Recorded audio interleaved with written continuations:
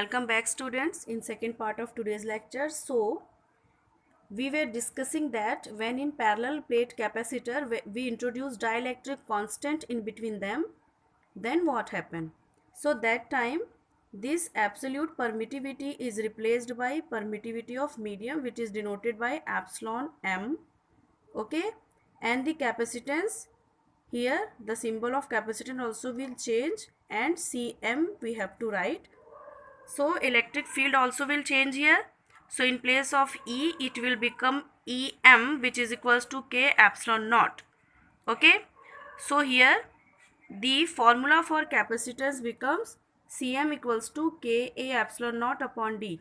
When we compare these two formulas, so we can see that when we introduce any dielectric medium, so the capacitance increases by K times. Okay. The capacitance of the capacitor becomes K times its capacitance in vacuum. Okay. When we were discussing about the capacitor, many times we have used one word, that is dielectrics. So what are dielectrics? A dielectric is an insulating material. So it is an insulating material, that means the charges cannot pass through it. It does not allow the charges to flow through it, as there are no free electrons inside the material. Okay, for example, wood, paper, rubber, glass, plastic, mica, wax, etc. These all are dielectrics. Okay, and the dielectrics are of two types: non-polar dielectrics and polar dielectrics. Here I am telling you the definition of non-polar and polar dielectrics, and about the polar and non-polar things I have already explained you in detail in the 6th lecture when we were discussing first chapter. Okay, so in the explanation of first chapter in 6th lecture, I have explained you about the polar and non-polar dipoles.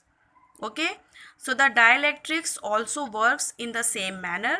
So to understand it in detail, you please visit that lecture again. Here I am only telling you the definition. So what is non-polar dielectrics?